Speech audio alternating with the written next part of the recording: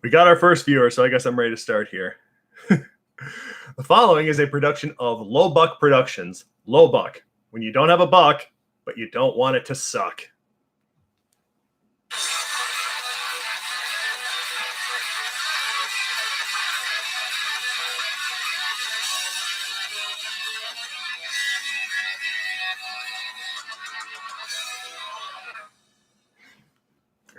Hello and welcome to my live stream following my trip to Australia. I hope you appreciate the fancy intro there. I don't have a fancy live streaming app for YouTube where I can just play videos all I want and make things work. So this is covering my recent 2-week trip that I just got back from of Australia. And if I mumble and stutter at times, you will have to forgive me. I am suffering from jet lag a little bit still.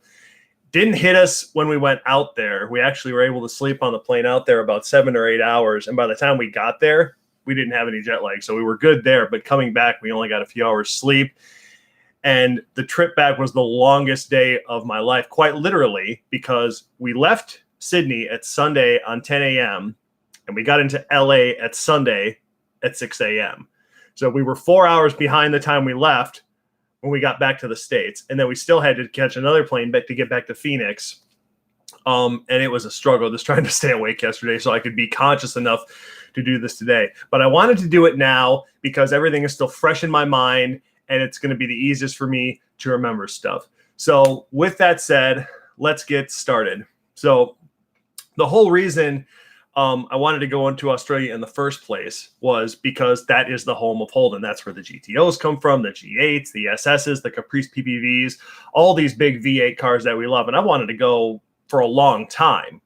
And I was finally given the opportunity to make it realistic and happen when I went to SEMA last November and met up with my friends from Australia who follow the show. And they invited me out there and said, well, if you come out, we'll get you on a track day. We'll get you behind the wheel of so many cars. You can stay with us. Keep your costs down.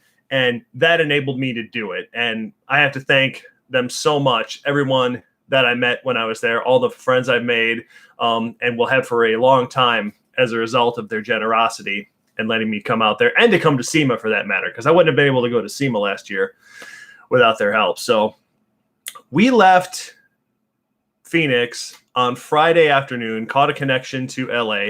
And then our international flight left at 11 p.m. Friday the 1st. And it was a 14-hour flight to get there, which seemed pretty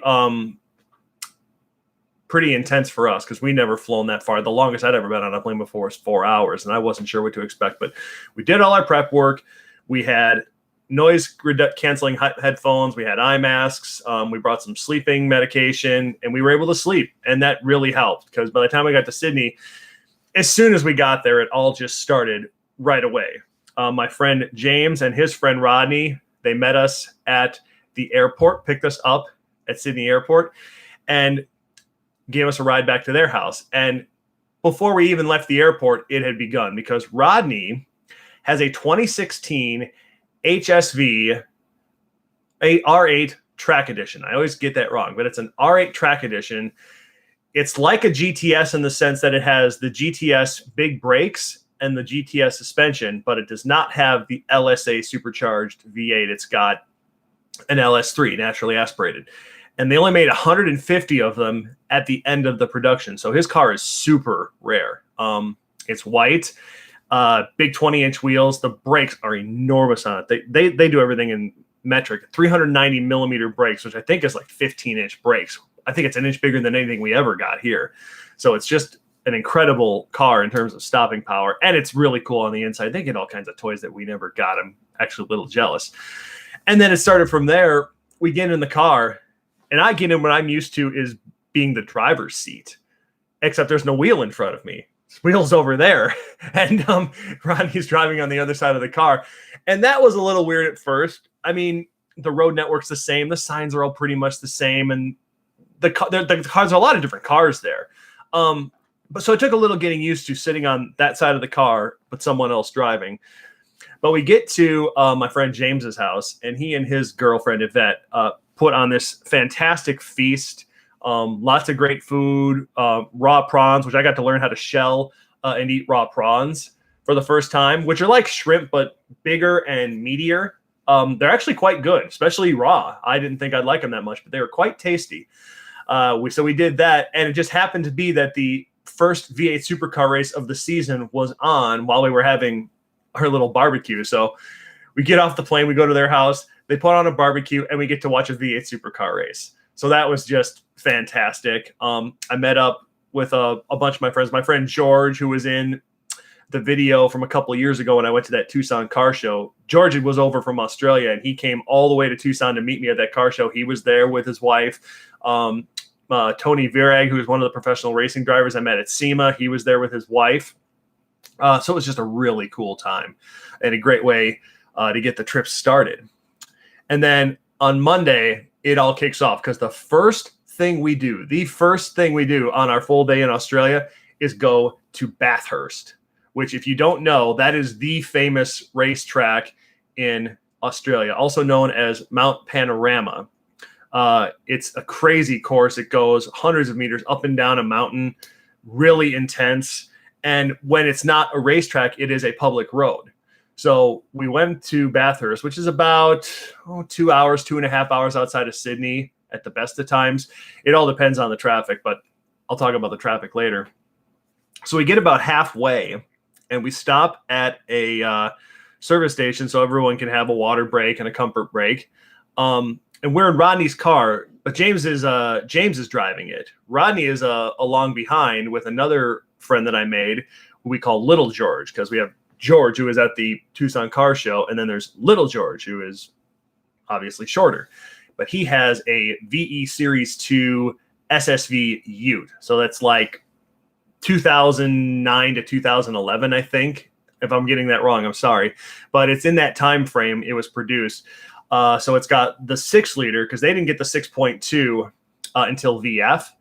But it wasn't enough for him, so he threw a blower on it, just because having no weight out back and 600 wheel horses is what you need, right? But we'll talk about that thing later, too.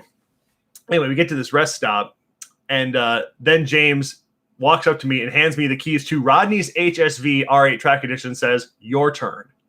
So I get to drive this amazing car for the first time on the right-hand side of the car in a country I've never been in before, driving on the left-hand side of the road. By this time, we were through the Blue Mountains, up and out, and we were basically in the country on 2-lane roads that were not heavily trafficked, so I wasn't too concerned about it. And thanks to my practice that I did back home, I had a little more confidence. But it was amazing. Oh, do I not have the chat on? I'm wondering why nobody said anything yet. There's 6 people watching. Anyway, so he hands me the keys and I get out there. And it was very, very weird, of course, because – and you know what the weirdest part was the mirrors. Setting up the door mirrors wasn't too difficult, but for some reason, looking at the rear view mirror was just very weird. To turn your head to the left and look at the mirror was just kind of unsettling. And my friends from Australia have all said that when they come over here and drive on our side of the car and they look in the rearview mirror, it's the same thing. It's a weird feeling to look the other direction and look what's behind you.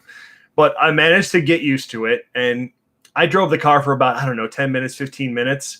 And what I found, the weirdest thing that I kept doing is I kept drifting over the line of the road and going onto the shoulder. Now, Rodney's car, one of the cool things it has is a lane detection. So if you step out of lane, it beeps at you and you know you're getting out. And I kept doing that. I guess it was because I was afraid to get toward the middle of the road because of oncoming traffic. I don't know, but that's what I kept doing.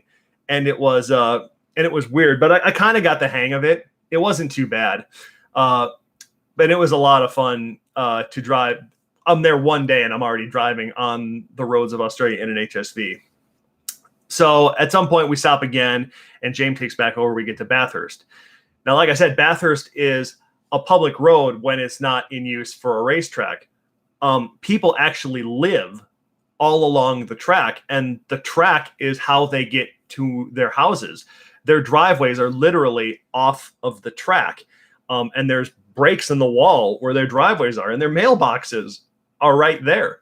So people live on the track and get to their homes by going that way. So I thought you only could go around a portion of it when it's a road. No, you can go around the entire track. There's no one watching it. There's no marshals, no police, unless somebody's doing something stupid. So we get there, and they take me around a couple of times. And if you've never seen the track on television, you should go find some videos on YouTube of cars going around Bathurst, because the elevation change is amazing. And what cameras cannot reveal to you is just how steep those hills are going up and down. The elevation change is insane, how much it climbs.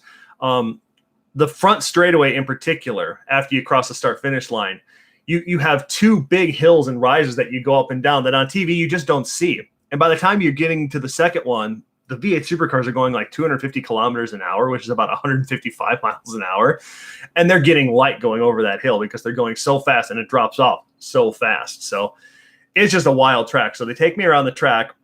Then they give me the opportunity to drive both of the cars that we brought around the track on my own. So I set up cameras and recorded the moment, and someday I'll have that uploaded to the channel and you'll be able to see it. But that was just wild because it's an amazing, scary track. I mean, to drive it on the edge like those guys do, you have to have some serious cojones. It's so crazy how it drops off. When you get to the top and you start coming back down, it's a famous shot you see on television and on any videos you watch.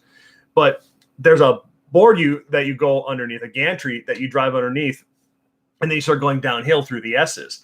And what is amazing is when you're in a car, you can't even see the right-hand turn until you get about 20 feet from this overhead bridge or whatever it is. It drops off so steep, you have to be just on top of it to see it. So you have to just trust that it's there and turn in and hope it's there without seeing it. It's just crazy. So it's a really cool track, and that was an amazing experience. After that, we went and got some lunch in town. Then we went back to the Bathurst Museum. They have a museum there that's basically a tribute to Australian motorsport. Lots of classic racing cars, lots of bikes, open wheel cars, different classes that they ran down there that we never heard about. But the V8 supercars were really what I wanted to come see. And what was amazing is George was there, and he basically was my narrator for the thing. So they told me which cars I need to know about, which cars are important. And then we walked around and looked at the cars on camera, and George explained them to me, the back history of them, how they came to be, how they did in racing, who drove them. So that was just very enlightening. Now, I know a little bit about Australian racing history, and I know Peter Brock. Peter Brock, for those of you who don't know, would be like our Dale Earnhardt or our Mario Andretti. Just this legendary racing driver in Australian motorsport. Guy won everything a million times, raced for 30-some years, and just like Dale Earnhardt, unfortunately died on the track in, I think, 2005 or 6. But that was a really cool just to see the generations of the supercars and how they evolved. They started at 2 doors, and then they went to 4 doors, went back to 2 doors again, and they eventually became all 4 doors. And it was basically this gigantic fight between Holden and Ford for the longest time. It's not that anymore. They're Holden's still in it, but Ford's gone, and now it's Nissan and Mercedes, and I think Volvo dropped out. It's not really the same as it was, which is kind of what happens to all racing series, and it's sad, but it was very cool to go back to the history. And because another one of their famous drivers, Craig Lowndes, retired from full-time racing last year, they had a section that was dedicated just to Craig Lowndes' cars, including some of his personal cars, which was really cool to see. And he won Bathurst the last time he participated. I think it was last year or the year before. But that car, just like Daytona, when you win Bathurst, they keep your car in the museum for a year as a tribute, so all the fans can come and look at it. So I got to see that too. And then we drove home after that. And that was a pretty darn good first day. The second day, we did a big bus tour. My girlfriend and I did, because I wanted to see all about Sydney, because Sydney is a really amazing city. And it's interesting because you would think, because it's a big city with a few million people in it, it'd be laid out. It would have a motorway network, and you'd be able to get around the city quickly. They don't really have that. You you have to take city streets and surface roads to get a lot of places in the city. They have a couple of motorways and they are building more, but they have to do it in a city that's already fully built and developed. So sacrifices are having to be made. Homes and businesses are having to be knocked down. Roads are having to be widened. And getting around Sydney is kind of an issue. Transport is a nightmare. They're doing whatever they can to try to combat it. They're putting in light rail. They're adding more motorways, but it's complex and it's complicated. So, but we got to see the city, and the city's kind of broken up into a bunch of different boroughs, just like New York is. They don't call them boroughs though. And in the middle of it is what they call the CBD, or the Central Business District. So that's where all the big great shopping is. A lot of the attractions are downtown. So it was pretty cool. So we spent a day on this big bus, checking out all the sites and checking out everything. That was cool. I was amazed by how tight the streets are when you get into neighborhoods. It's a lot like Europe in that way, where the roads are barely 2 cars wide and people park on the streets. And when they're tight like that, you can park on one side, but then that leaves one lane for 2 directions of traffic to have and go up and down. So it can get a little intense. The street that James and Yvette live on, you had to make a 30-degree angled curve, kind of like that. And there's always cars on this side of it. So you've got 1 lane gap to get these big hold-ins around this tight curve, or you can curb your wheels on the other side because the curbs are about 8 inches high. So it's tight. So you got to be a better driver than I am to navigate the tight parking spaces, the tight streets in those big cars. It would take some practice, but we did that. Oh, and the other thing I got to mention is the fuel prices there. So we sometimes grouse when gas gets over $3 a gallon. Right now, premium there is running out at about $1.60 a liter Australian. And if you do the calculation, that comes out to somewhere around $7 a gallon US. So they pay a ton for fuel. And there's not really much discount in having diesel or lower octane fuels. They don't have what we call 87 or regular out there. They just call it E10. And then they have a mid-grade before that. Then they have 95 octane, and then they have 98 octane. And you might think, well, why don't we get those grades of fuel here? Well, we do. They measure octane with a different rating system than we do. And this is something I learned very recently. They use the RON measuring system. And what we use is a combination of the RON system and the MON system. We take those 2 numbers, we add them together, and then we divide by 2. If you ever look carefully at a fuel pump, it always says MON/RON over 2. So that's how we measure it. So our 91 is like their 95, and their 98 would be like our 93 if you live somewhere where you can get 93. So we really do have the same grades of fuel, just different ways of measuring it. So Tuesday was a cool day. Saw everything, saw Bondi Beach, saw all the different neighborhoods. And the neighborhoods are a lot like if you've ever been to New York City. I always equate it to like the Upper East Side, where all the streets have got cars parked on them, but then they've always got trees growing along the sidewalks too. And the houses are all tightly packed in. It's just a tight, close-knit neighborhood. The whole city feels like that. It's really a cool thing. I really like Sydney, despite the difficulties getting around. It is a really amazing city. We went to the Opera House one night and had drinks, and that's beautiful to behold. And you're right by Sydney Harbor Bridge, and it lights up at night, and the whole city lights up at night. It's so ridiculously beautiful. I can't even describe it. But Sydney is a cool city. I would definitely recommend it to somebody if they wanted to go check Australia out, and that's where you need a place to start. So the third day we're there, Wednesday, we've got a couple of things that we're doing. So as you see with my Track Day Club shirt, this is the group that runs the track days over there, and this is who I'm affiliated with, and they started doing these track days. And one of the things they wanted me to do is they have this one car that kind of defines the club. It's a VX Series 3 Monaro. It's a 2004, 2005, and it's a CV8 Z, I believe, or it's a CV8. I can't remember, but it's Barbados Blue, which we only got in 04. And it's been breathed on a little bit. It's got a supercharger and suspension's all upgraded. Tires, brakes are all upgraded. And the Yvette drives that for the track days. That's her track day car. And they use that as an example that anybody can come out in any car and drive because it's automatic, which you traditionally wouldn't want to go take to a track day, but it's got so much torque, it doesn't really matter. You just use second and third and shift it yourself the whole time. So they use that to encourage others to come out and do the events, which is awesome. So Yvette and I did a little shoot with the car, which is just recently being mended because it got damaged on the street. Somebody rear-ended it.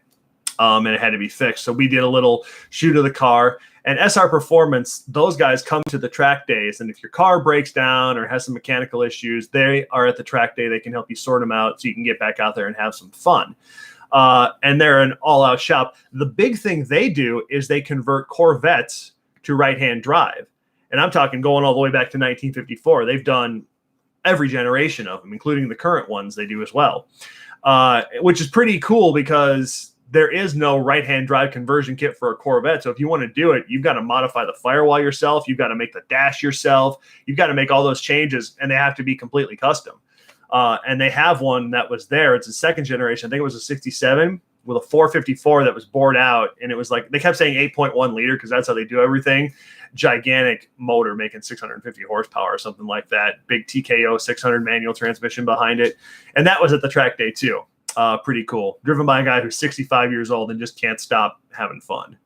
And while we were there as well, they had a Gen F 2017 GTS R there, which is just almost the absolute highest level car you could have gotten from HSV. The highest one being the GTS R W1, and those are incredibly rare and go for six figures. But it was there, and they have an LSA in them, and the blower was being taken off and ported out, and smaller pulley and some other modification done to it just so it would make more power. And they were going to dyno it afterward. Unfortunately, we had to leave before they could do that.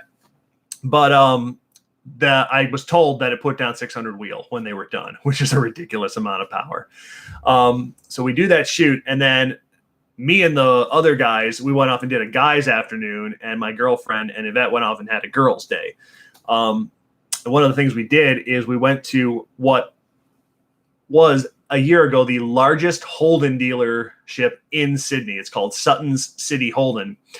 And a year ago, it was this gigantic automotive complex that was like 3 acres in size and nothing but Holden's left, right, center, and everything. Commodores, Utes, little cars, big cars, trucks, whatever is all there. Today, the lot is still there, but it is now shared with 5 other Japanese manufacturers.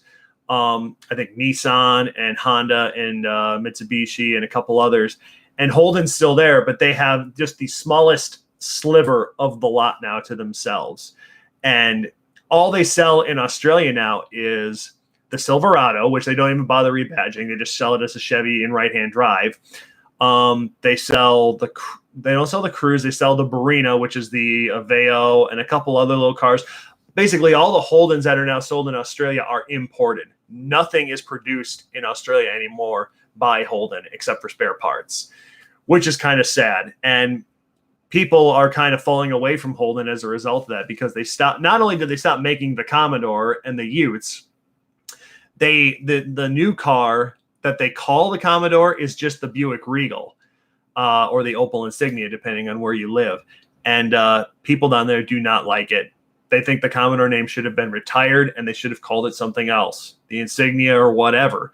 And they think it's kind of tarnishing a famous badge. And as a result, they don't sell very well. In fact, they're not even importing any right now because the ones that are on dealer lots, they can't move. They can't sell them. So that's kind of a downer that Holden's fallen to that level.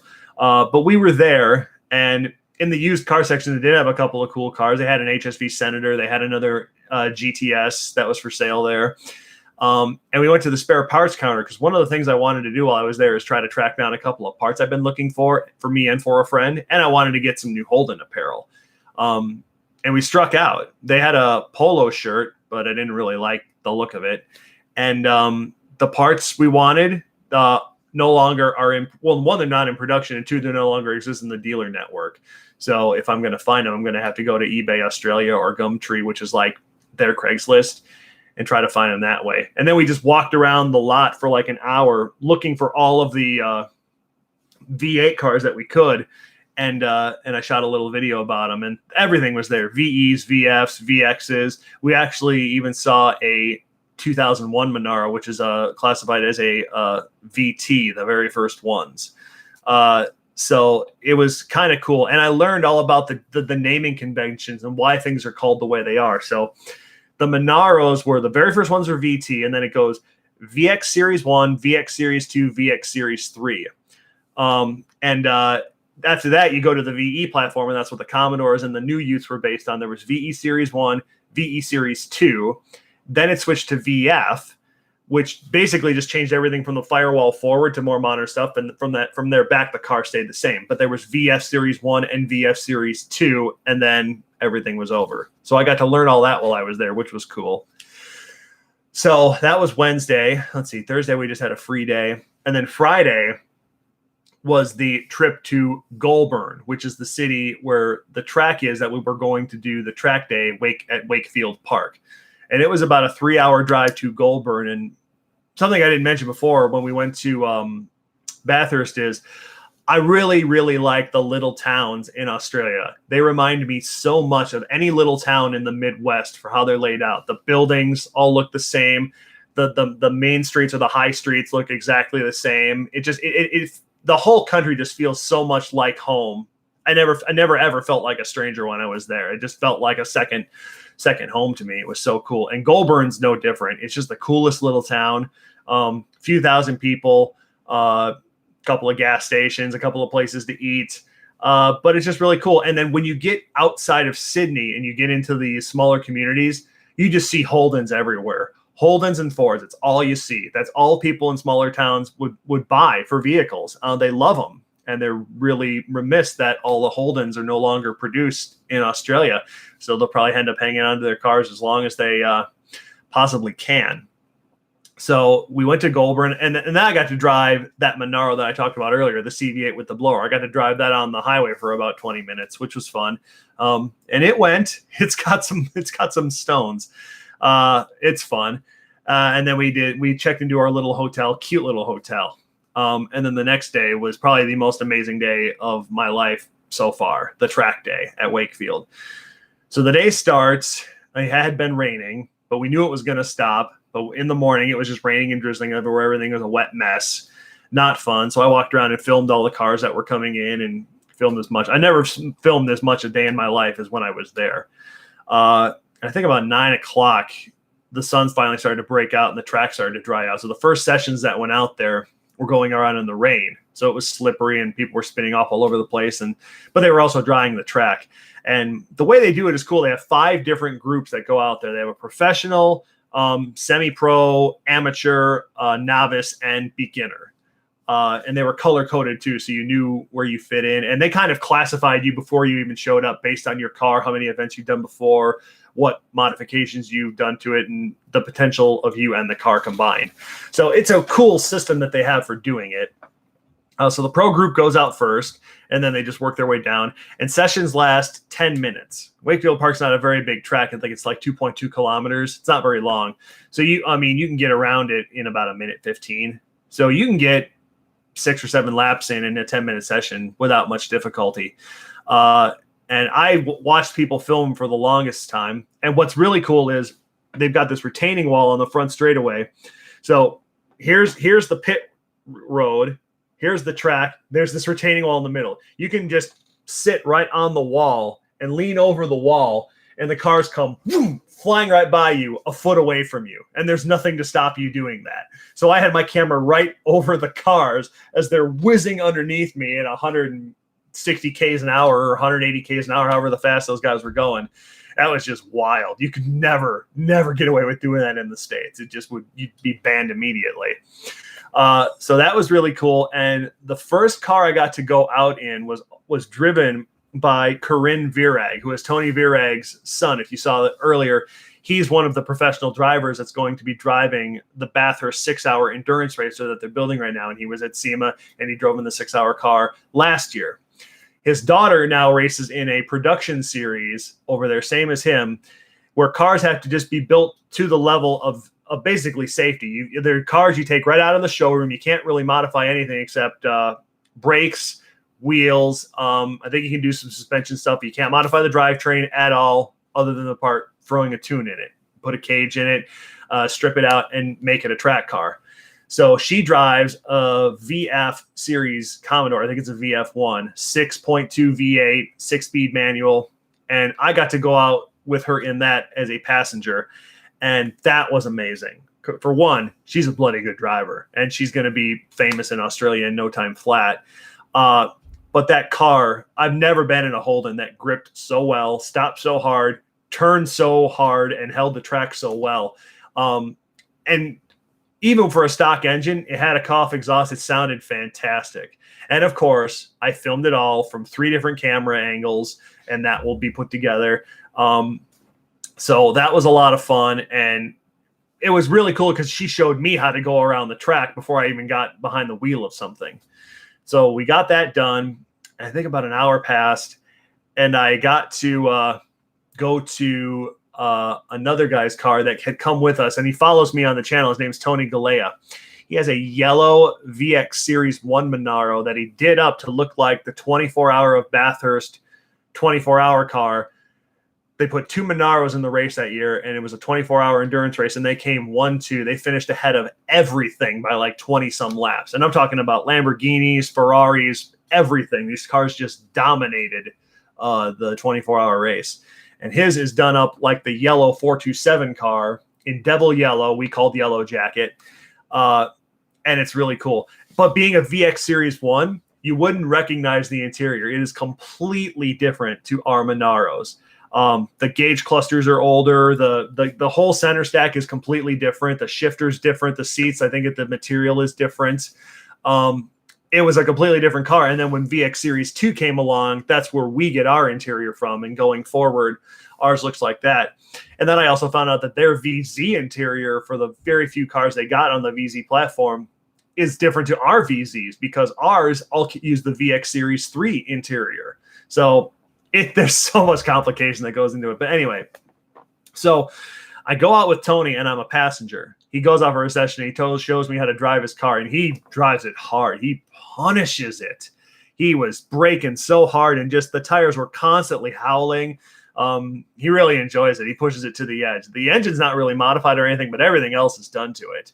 And it's just an LS1, so 350 horsepower, but it got around pretty well. So that was fun. So then the session ends. We go back in the pits, and he gets out, and another professional racing driver that's there, whose name is Paul, hops in. And then he shows me what the car is really capable of. And that was wild. He was probably 5 seconds a lap faster than Tony. It was really wild. He pushed the car really hard. He showed me just how deep you can dive into the corners, how the entry and exit angle should be, how you approach, how you can trail brake. Oh, it was so wild. So that session ends, and then he says, "Your turn." And we swap chairs. And now he's the passenger, I'm the driver, and he is now showing me how to drive the track. So I'm just blown away because, one, I'm again on the right-hand side of the car in someone else's car that they've trusted me with, and I've got a professional race driver sitting next to me telling me how to go around the track. And that was wild. But and as nervous as I was getting in those cars on the streets, being right-hand drive, that all melted away as soon as I got on the track. I don't know what it is about me, but somehow my brain just clicks into another gear when I'm on a racetrack. And so many of the things that I worry about when I'm driving on the street, I just switch off, and I'm in a completely different mode. And I thought I'd have trouble shifting because that was the first time I had to shift with my left hand. It really wasn't a problem at all. I think the only thing I screwed up is the first time I was slowing down for the first turn, I went to change down, and I forgot to push the clutch in. Because I don't know why, because I wasn't thinking about it, because I was on the wrong side of the car, but I got over that, and then I never missed another gear change. And on that track, you only have to use 3 and 4, so it's not that difficult. And he showed me the lines, and I approved with every lap, and it was just phenomenal. He's telling me when I'm doing something right, when I'm doing something wrong. He's very complimentary, very supportive, and telling me and encouraging you, the car can do more. Push it harder, push it harder, push it harder. And by the time the session was over, I just turned over to him and asked, I said, "So do I have any skill at all?" And he said, you know, for someone who's never driven on the right-hand side before, I think you did pretty well. So I was blown away. So that made my day hearing that from a professional racing driver. So I was thrilled. It was an amazing experience. And Tony, if you end up watching this, thank you so much for letting me thrash your car. That was the highlight of the trip for me. I got to go out in a couple other cars as a passenger, including a Ford Falcon. I think it was an XR8. It had to be because it was a V8. And that thing was all souped up, and it was pretty trick too. I got to go out in Rodney's car as a passenger, and the brakes on his car are just nuts. I mean, it puts you through the dash if you're not prepared for it. Those brakes are so massive. And then I also got to go out in Little George's SSV Ute, the one that had followed us to Bathurst that day. VE Series 2, supercharged 6-liter. I went out first as a passenger, and then he let me in as a driver. That wasn't as exciting as I hoped it would be. Because the owner's sitting right there, I was afraid to push it as hard as I had pushed Tony's car, because I watched Tony go around and thrash his car. So I thought, well, if I thrash his car the same, he's not going to mind. George didn't thrash so hard on his. So him sitting right there, I was reluctant to really push that thing. But I still had fun. It was a good time. And the whole day was amazing. And I wrapped it all up with a bunch more footage. We went into town that night to kind of like a members only club, but it's members only in a way that you just have to be someone who doesn't live in the town and you're allowed to have dinner there. For some reason, people that live within 3 kilometers of Goulburn are not allowed to eat dinner there under normal circumstances. I don't understand it, but we had a good dinner. And then we all drove home absolutely just wasted, exhausted from the day. Being out in the sun, being out in the cars, it was tiring. So that was cool. Now after that, we went to the next day. We had to catch a flight because we were also going to go see the Great Barrier Reef, which is in Queensland, and we had to catch a flight to Cairns, which is one of the big towns where you go if you want to check out the Great Barrier Reef, and it's in what they call far north Queensland, it's right up at the top of the country. It's a 3-hour flight to get there. Because Australia, in case you don't know, is about the size of the United States. It's a huge country, 7 different states: New South Wales, Queensland, Northern Territory, Western Australia, South Australia, the Australian Capital Territory, which is where Canberra is. It's kind of like Vatican City in that regard, except it's bigger. And then Tasmania, which is an island south of Australia. But those are the 7 states that make up on Australia. And so Sydney's in New South Wales. And we had gone to far north Queensland. And I wasn't sure what I was to expect going there. I knew I was going to see the reef. But far north Queensland is a rainforest. And you don't think about that when you think about going to Australia. You don't think rainforest and tropical, but it is. Every day it was in the high 80s, low 70s for humidity every day. And everything is so insanely green, super green. Very cool. They grow a lot of sugarcane there. And we did a lot of cool stuff while we were there. My girlfriend and I are the only ones that went. We spent 4 days up there. There's this cool tramway thing you can do where you ride these little tram cars through a whole cable system that goes up and over a mountain, and you end up in this little town on the other end called Karanda in the middle of the rainforest. And there's all kinds of stuff there. We cuddled koalas. We fed kangaroos and other animals and got to do a bunch of cool stuff. And then on the way back, we rode a train that goes back down the mountain. It takes about an hour and a half, riding the brakes the entire time because you're going downhill in a train. So that was cool. We spent a day on the Great Barrier Reef.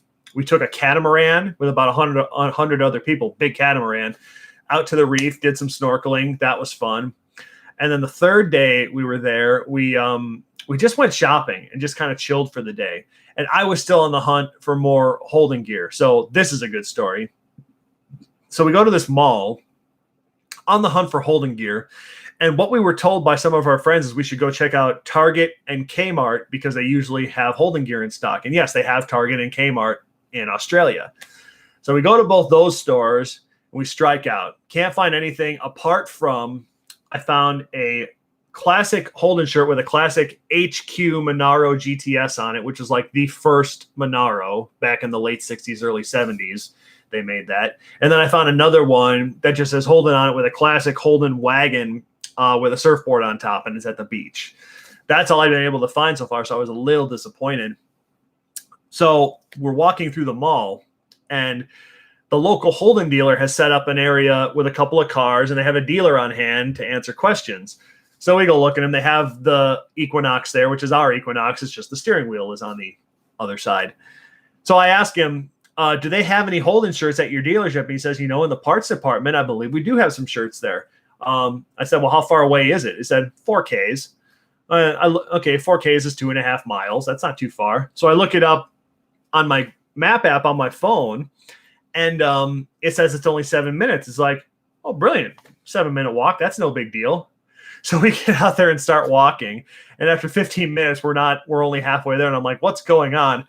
I forgot to switch the map app to walking from driving. So we ended up having over a half-hour walk to get to the dealership in high 80s, sunlight, humidity. Oh, we were miserable. But we got to the dealership. We go in the parts department, and they do have an HSV t-shirt, one HSV t-shirt, and a couple of these HSV jackets. No Holden stuff, but HSV. The one t-shirt they had just happened to be my size XL, which, by the way, if you're going to go to Australia and buy clothing, sizes there are approximately one size higher than they are in the States. So an Australian XL is a US large. So the shirt's marked at 45 Australian and the jacket's marked at 120 Australian. And I just said, you know what? I'm never going to be here again. I know this stuff is disappearing. I'm just getting it. I don't care what it costs. So I take it up to the counter. They're ringing it up, and I do the math in my head. It's going to be 165 Australian, which is about $115, $120 US. So not that bad. It's still a pretty good score. He comes back after about 5 minutes and says, well, you got a deal, mate. This has been reduced for some reason. The shirt and the jacket combined only came to $93.50 Australian, which only is like $70 US. So for $70 US, I got this HSV t-shirt, and it's got Walkinshaw Racing on the side, which is one of the race teams for Supercar. And what's really cool, and I didn't even notice this right away, is I don't know if you can see this, but on the back, oh yeah, there is a hidden hologram on the back of the shirt with the HSV logo. So that is really cool. And this jacket, it's kind of hard to describe it. It almost kind of feels like wetsuit material. It's kind of stretchy, and it's kind of like, it's almost like spandex, but it's a racing jacket. And again, Walkinshaw Racing on the back. And then the motto for HSV, I just want one. So I love this jacket. I'm going to wear this every time it's below 70 degrees outside. It is so cool. It was such a great score. I loved it. You all might also be asking, what other things did I buy when I was in Australia? And I got a couple things. When we were out shopping, I got this hat. It is basically an Australian bush-style hat, but there's a couple reasons I wanted to get this. One, product of Australia, made in Australia with Australian materials by Australian people, and I really wanted to support the local economy. And it's made of kangaroo leather. This is a genuine kangaroo hat. And they build this as the portable hat, because what you can do with it is you can fold it like this, and you can fold it again, and it comes in a bag, and you can transport it like that for up to 6 hours without it deforming. So it's portable. You can take it around. And this got downpour rained on and in the hot sun, and it just takes it. I love this thing. I'm going to wear it a lot. I think it was like $70 Australian, so that's like $50 US. It wasn't a lot at all. I also picked up a new wallet for myself also, and I don't know if you can see that, made of kangaroo leather. So this is a kangaroo leather wallet. And no, I'm not going to show you my licenses and my credit cards. I'm not stupid. But those are both cool. And they're both made by the same company, Barma, which is an Australian company producing all their local goods. Because if you go in the souvenir shops there, most of the stuff, just like here, is made in China. And I didn't want to send my money to China. That we already do that too much. So I specifically looked for Australian goods to purchase, and I found both of those, and I'm happy with both those purchases. Now, one other thing I need to mention while I'm sitting here, I didn't buy this. This was given to me. I don't know how many of you have heard of this, but I did try it. The best way I can describe it is it's like eating a combination of chicken and beef broth that has congealed and you've dumped another half pound of salt in it. It is very, very salty and briny, and it's meant to be spread out on toast or bread things. I'm trying to find other uses for it. It was given to me, and I don't dislike it, but I have to find the right ways to eat it because it's so salty. But I was given a pot of Vegemite. Okay, what else have I got here? I've got a whole list here. So yeah, and then Thursday we flew back from Cairns, and then we came back to Sydney for 3 more days. We did a couple more things. We went back to that Holden dealer because they were supposedly going to be able to get in some parts for us. They thought they'd be able to find them in the dealer network. Didn't pan out. We went out to dinner a couple more places. One funny thing was they have a place in Sydney, a really upscale eating establishment there called the Phoenix. And we're from Phoenix, so we said, well, we have to go there. And it turns out it was a great place to eat. So that was fun. We did that. And they had my friends have been giving us rides everywhere whenever we were in Sydney. Rodney in particular. I spent so much time riding around in that HSV R8 track edition. It was insane. So that was a lot of fun. And we wanted to pay them back for all their generosity. So my girlfriend made dinner for everyone on Saturday night. She made dinner the week prior too, just so they could have some home cooking because we'd been eating out the whole time, them as well, anytime we went out. So we just wanted to do something nice. We did that. And then we stayed in Sydney for 3 more days. We got ourselves a little loft downtown in Surrey Hills area, close to downtown, and just had a good time, just chilled. Went out and saw a couple more things, did laundry. They had laundry on site because we've been living out of our suitcases. So it was good.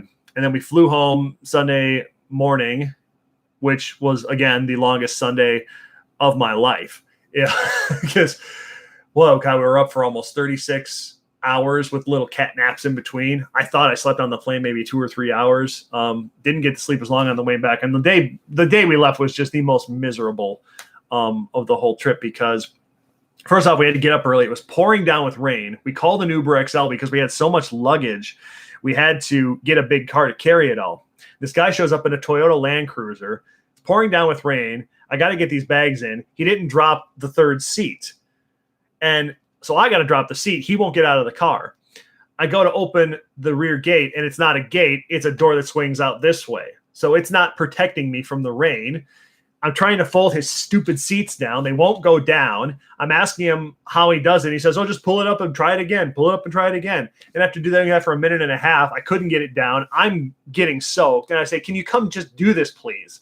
He finally walks around and he gets them down in 10 seconds. And then he gets right back in the car and leaves it to me to load 5 giant suitcases. And he gets us to the airport, and I am absolutely soaked to the bone. And I am just fuming. Oh, was I angry. We get to the airport, and the rain's calmed down. It's just a sprinkle now. And he says he's going to pull us right up at our gate. He doesn't pull us up within 1,000 feet of our gate. So we get out. I'm going around the back to get the luggage out, and I see him coming around to help. And I said, dude, don't worry about it. He's like, no, I help. I'm like, no, you couldn't bother to help me when it was raining. You want to help me now? Forget it. I don't need your help. And we exchanged some words, and I had to tell him off at the end because what a jerk. What an absolute jerk. And they tried to talk to us like it was no big deal that he just sat there and let me get soaked and wouldn't help me set his own car up so we could get the luggage in. So that was a down note. And then because it was raining so hard, everything at the airport was delayed. We left an hour later than we were supposed to. So that kind of sucked. But long story short, we got home. I'm somewhat conscious right now, so I'm able to do this. So it was fun.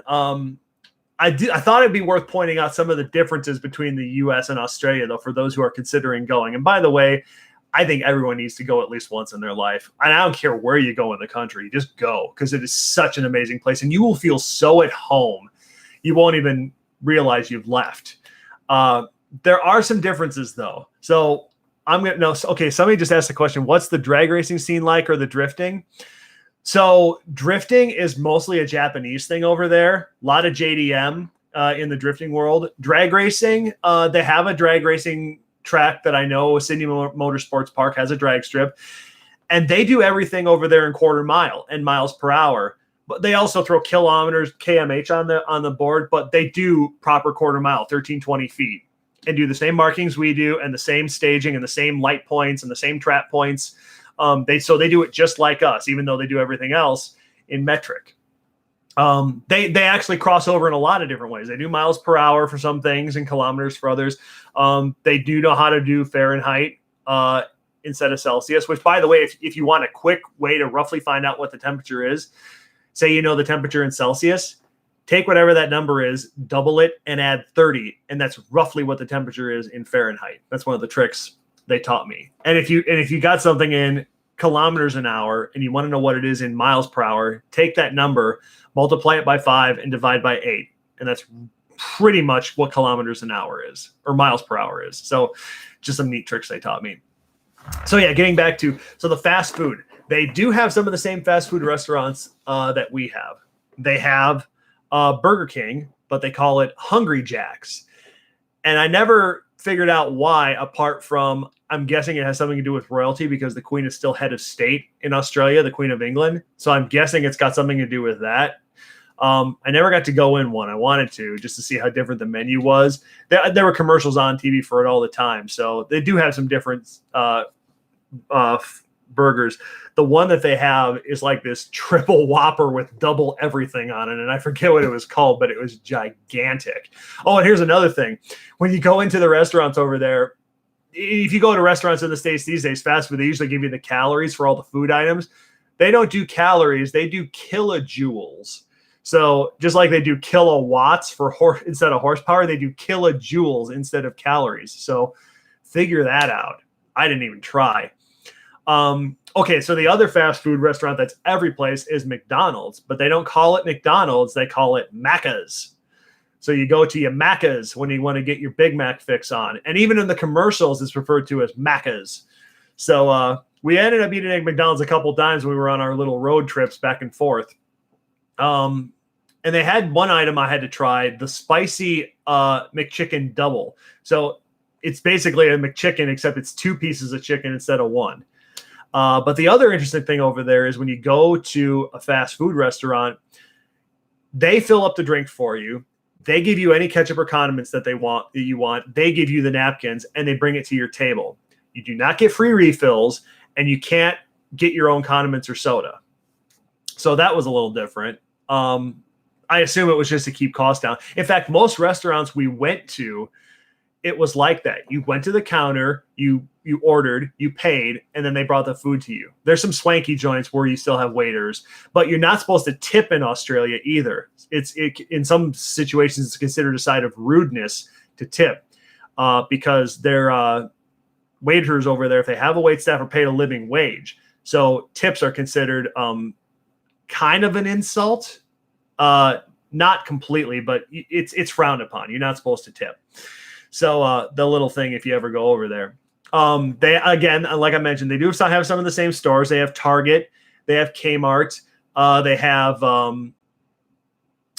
Aldi, the grocery store. They have Aldi's over there, but that's from Germany, so that one is not so weird. They had Subway, Domino's Pizza was there, Little Caesars was there. I mean, Little Caesars is dying on its feet. It was pretty popular in Australia, but I don't see them in the States very often.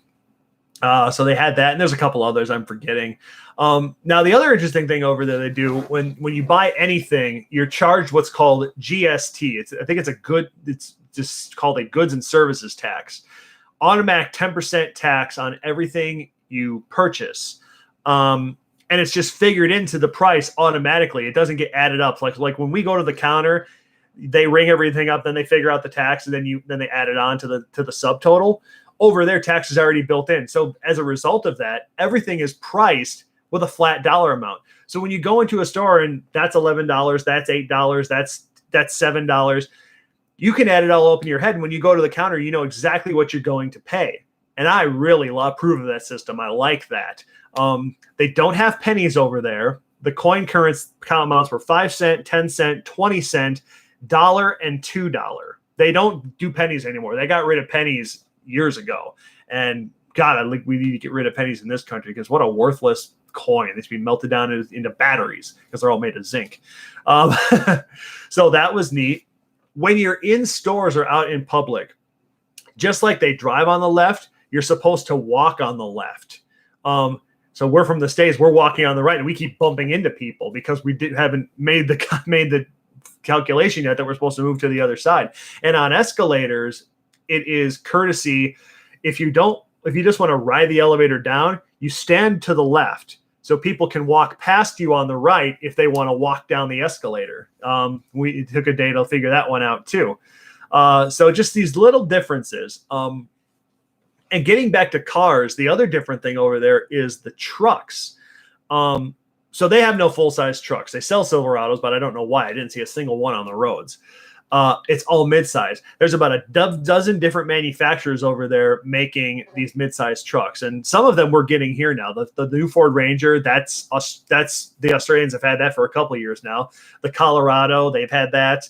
Mitsubishi makes one, Mazda makes one, Nissan makes one, a Chinese company called LDV makes one.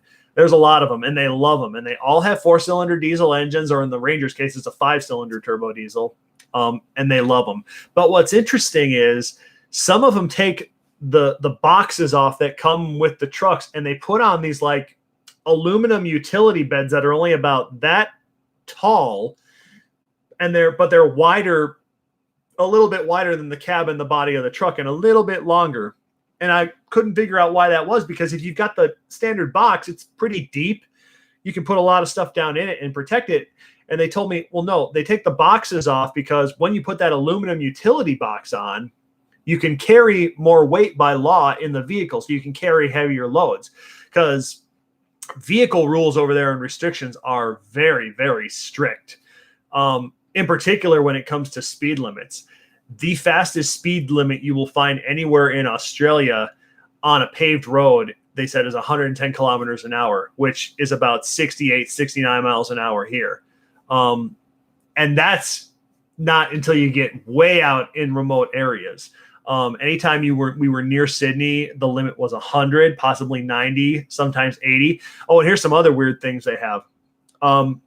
In some areas, the speed limits can be altered to prevailing conditions. So if it's a traffic jam or if it's foggy, they can just change the speed limit anytime they want and drop it. If there's road works going on, whether somebody's working or not, it's a blanket 60 kilometer an hour limit with average speed cameras on both ends. And 60 kilometers an hour is only 36 miles an hour. It's not very fast, maybe 37. So you have to creep. Even if it's on a motorway, you have to do that. And here's the one I really don't understand.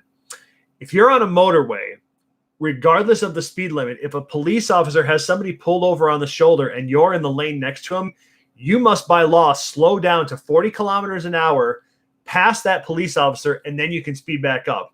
Even if it's on a motorway with a 110 kilometer an hour limit, you got to slow from 68 down to 24 past this cop and then speed back up. And they're about to change the law to where you have to do that across all 3 lanes of traffic, or however many lanes there are. Everyone has to slow down to that much if you drive by a police officer. It's mental. And they do not mess around when it comes to speed limits. There are speed cameras in a lot of places. In New South Wales, at least, they notify you when they're coming. But if you even go 2 kilometers an hour over the limit, you're getting a fine. And everyone I rode with, all my friends, they were all just petrified about the speed limits. Even when they let me drive, don't go over 110, don't go over 100, stay a couple below just to be safe. They were really worried about it. And the other thing that happens, it doesn't matter who's driving a car. The owner of the vehicle is responsible for the citation, whether they're driving the car or not. So if you borrow a car to a friend and he goes out and joyrides, the tickets come back to you and you are responsible for them because it's your car. Just one of the goofy rules that I learned when I was over there. There's a bunch of other goofy rules I learned too, but I won't bore y'all with all of those. So another one is they have rednecks there, just like we have rednecks, but they have a different term for them. They call them bogans, just kind of backwoods country people that just do and think a little differently.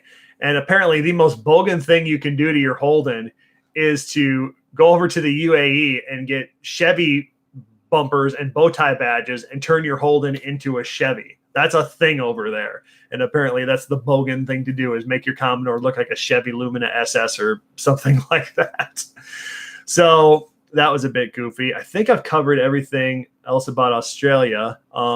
If anyone has any questions about the trip, if you want to know anything else, what time is it? It's only, it is 6 o'clock. God, I've been doing this for an hour already.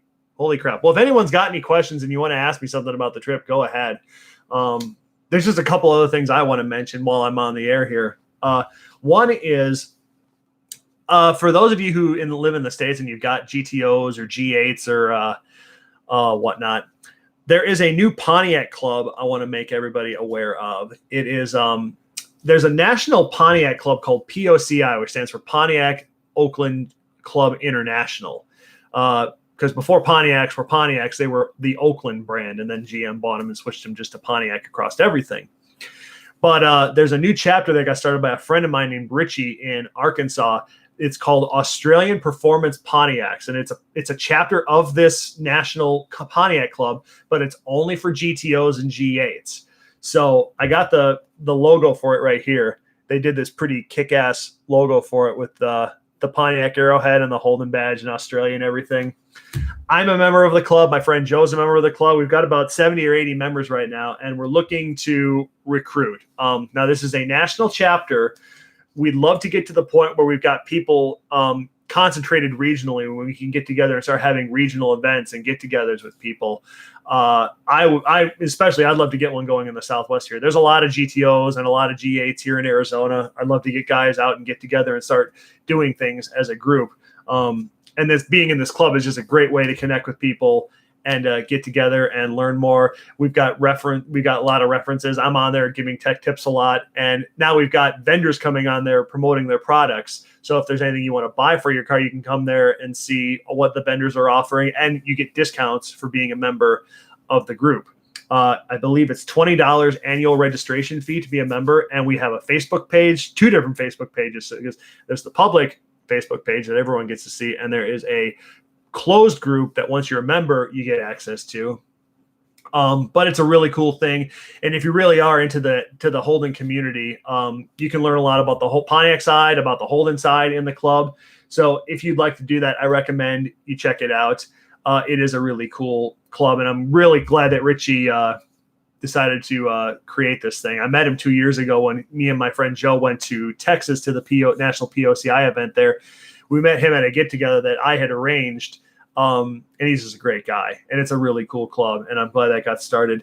One last thing I will mention right now is that I have finally decided to break down, and in the interest of making it easier for people to find content and find out what I'm keeping up with, and for future expansion of things we can do as a group in this community, I am creating a Facebook page for Josh's Car Corner. I started working on it this afternoon. It's not done yet, but I'm going to get that up. And from now on, instead of having to check on Instagram or waiting for an update here on YouTube, anything I do, I'm going to put on Facebook. You can check it out at the page. If there's a new episode, you'll find out about it there first. You'll still find out about them on Instagram too if you follow me on Instagram. But the page is now going to be where I do everything. And I would love to get it to the point where I can start promoting vendors on there and recommending products to guys and answering questions, and maybe just doing weekly fan things too. I'd love for a vendor to sponsor it. So like every week we can do a contest for favorite car or favorite story or something like that. And then the winner each week could get a prize that's sponsored by a member. Because as much as I like to do that out of my own pocket, I don't have a ton of money. So I'd love it if a sponsor could back me up on that. So we'll see what happens there. But the future for me is going to be extremely busy and hectic. That's another reason I wanted to do this live stream, because I'm back and I have all this hours and hours and hours of footage that I have to get together and edit and render and get uploaded into episodes. But my work life is going to be extremely busy for the upcoming weeks. I'm going to be out of town practically every week, all week, doing my job.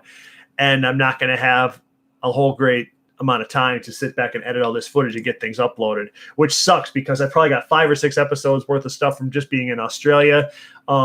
I'm working on doing an engine swap right now in a friend of mine's GTO. I got to do the first episode for tearing the engine out. We have to film another episode for putting the new engine back in. There's things I want to do, film my own episodes, and I just don't have time right now because work is so busy. But I got to work. I got to do it because I got the potential right now to make a good amount of money, and I need it because there's projects I want to do. Those projects cost money. So I'm going to try to keep on things and try to get episodes released in a timely fashion because I don't want to sit on this footage forever either. But just so you know, if you don't see things from me for a while or for a regular basis, that's why. It's just I'm absolutely swamped and I don't have the time to dedicate to making the episodes to the level that I want to make them. So I am working on it when I can, but you might not see anything from me for a while because personal work, and I got to deal with that. And I've got a big car show coming up on Sunday that I have to get my car ready for while going out of town. So I'll have basically Saturday to get ready for it. So I guess I'll wrap it up here. This has been great. I hope you guys have enjoyed this little review of the trip. It was an amazing time. And again, make plans to go to Australia someday, even if it's not for Holden stuff. Just go. It's such an amazing country. And there's so much cool stuff to do.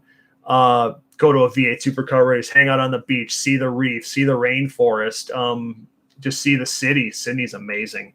It's wonderful. So I'd encourage anybody to make plans to go there sometime. The people are wonderful and charming. Everybody speaks English because even though there's a lot of different nationalities that live there, it's just a great place to be. And it feels like a second home. We're actually planning on going back in 2021. It was that much fun. So I hope you've enjoyed this. Thank you guys so much for watching to this point. I noticed we're closing in on 2,800 subscribers, which again, mind blown. So thank you everybody for watching and supporting the show.